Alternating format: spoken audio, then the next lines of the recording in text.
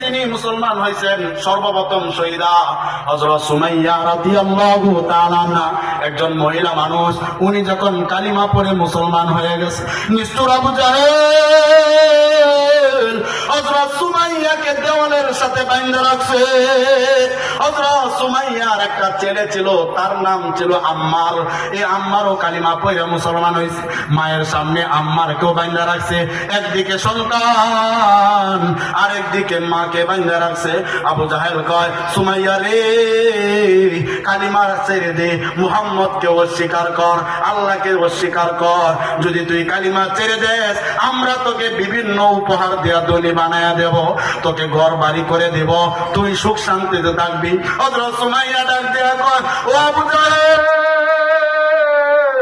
আমাকে মারতে মারতে যদি মেরেও ফেলো, যতক্ষণ পর্যন্ত আমার দেহের ভিতরে প্রাণ থাকবে, একটা বারের জন্য আমি সুমাইয়া আল্লাহ এবং তার নবীকে অস্বীকার করব না। বলেন সুবহানাল্লাহ। এই কথা বলার পরে নিষ্ঠুর আবু জাহেল সন্তানের সামনে হযরত সুমাইয়াকে উলঙ্গ করে দিছে।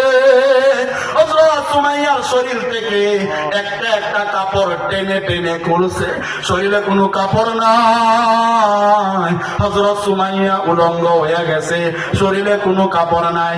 সন্তানের সামনে মাকে উলঙ্গ করছে। হযরত সুমাইয়া সন্তানকে ডাক দিয়ে বলে, বাবা রে, আবু জাহেল আমাকে যত অপমান করুক রে বাবা, তোকে ছোটবেলায় পেটে ধরছি, 10 মাস 10 দিন আমার পেটে ছিলি, তোকে বুকের দুধ খাওয়াইছি রে বাবা। এই বুকের দুধের ঋণ যদি পরিশোধ করতে চাস, আবু জাহেলের সামনে ঈমান বিক্রি করবি না। বলেন সুবহানাল্লাহ। হযরত সুমাইয়া এই কথা বলার পরে নিষ্ঠুর আবু জাহেল একটা দাঁড়ানো বললাম হাতে নিয়ে, রে বাবা, হযরত সুমাইয়ার লজ্জাস্থানের ভিতর দিয়ে বললামটা ঢুকাইয়া দিছে। হযরত সুমাইয়া জমিনে পড়া ছটফট ছটফট করতেছে, জীবন যায় যায়। সন্তান তাকায়া দেখতেছে, মা বললাম ভিতরে দুইটা ছটফট করতেছে। আবু জাহেল ডাক, দেখো আম্মা, এখন তোর মারে মারছি, এখন তোরে মারবো। আবু জাহেল এই কথা বলার পরে সুমাইয়ার এখনো জীবন আছে, এখনো রূহটা বের হয় নাই, মারা যাবে যাবে ভাব। এই মুহূর্তে আম্মারকে ডাক দিয়ে বলে, ও ছেলে আমার, খবরদার খবরদার রে বাবা, আবু জাহেল আমার ভিতর দিয়া বললম ঢুকায় আমাকে শহীদ করে দিছে।